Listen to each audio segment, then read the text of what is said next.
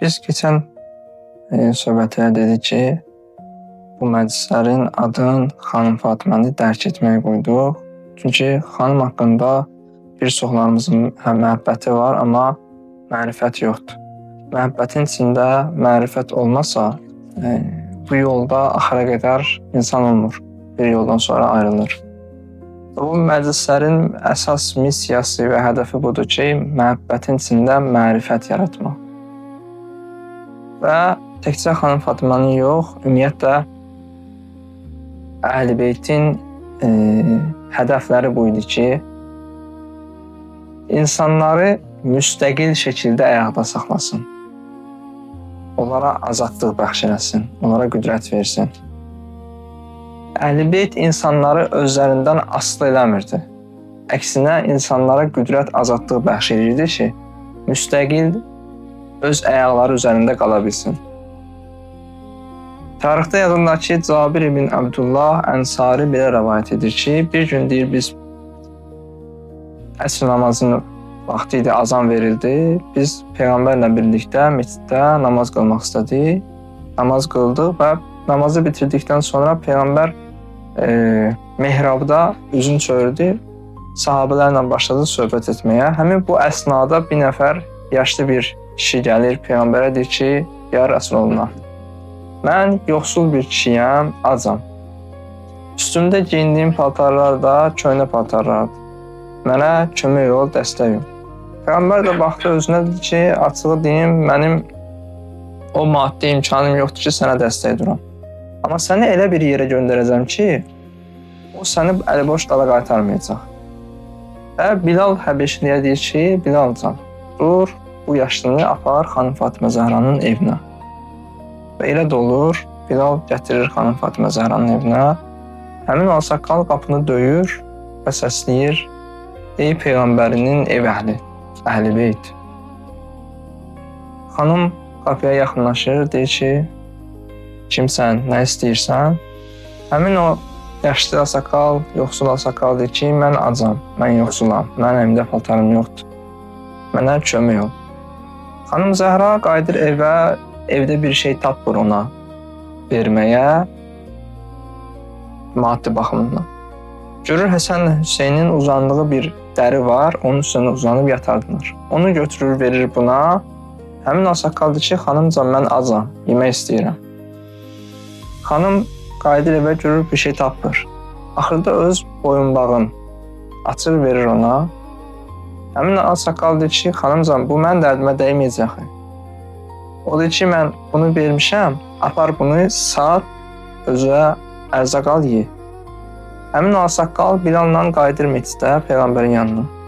Peyğəmbər deyir, nə olur? Deyir, heç nə, xanım mənə bu sepi, bu boyunbağını verdi ki, bunu saat özə qida.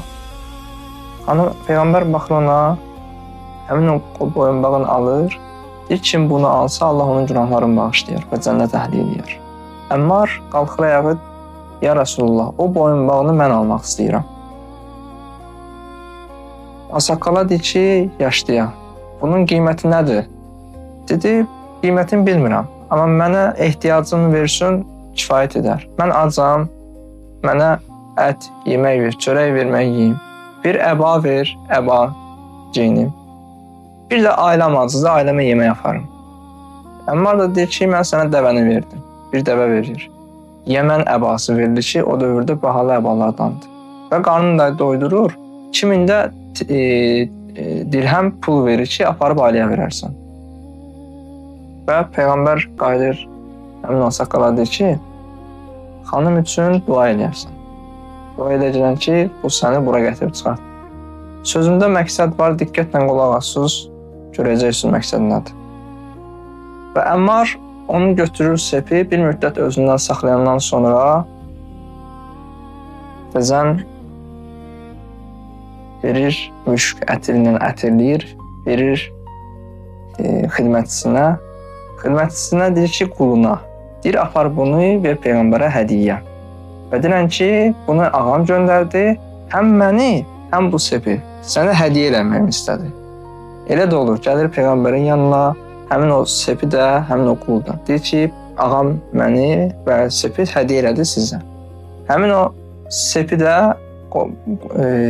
Peyğəmbər alır, iynir, sonra deyir ki, get bunu hədiyyə elə xanım Fatiməyə. Özünü də hədiyyə elə ona. Artıq onun qulusan. Həmin o qulu da sepi də götürür, gəlir xanımın yanına. Xanıma deyir ki, ağam belə Peyğəmbərin yanına göndərdi, Peyğəmbər də sizin yanına göndərdi. Mən artıq sizin nökərinizim. Xanım sepi alır, həmin o qula deyir ki, get artıq azadsan. Həmin o qul başlayır gülümsəməyə.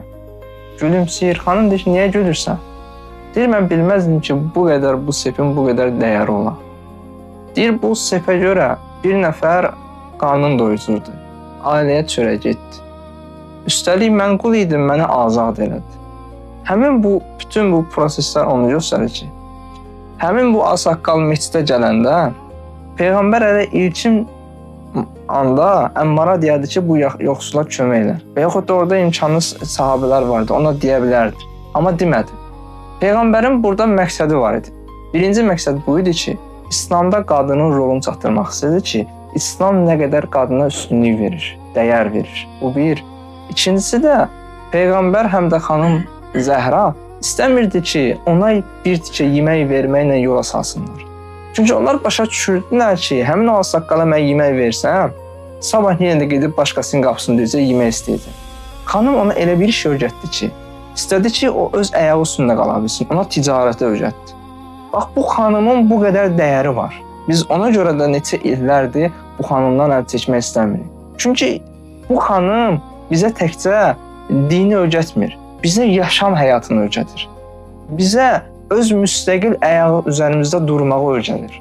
Xanımın ən gözəl xüsusiyyətləri bu idi. Mən keçən bəhslərdə İsa haqqında söhbət elədim.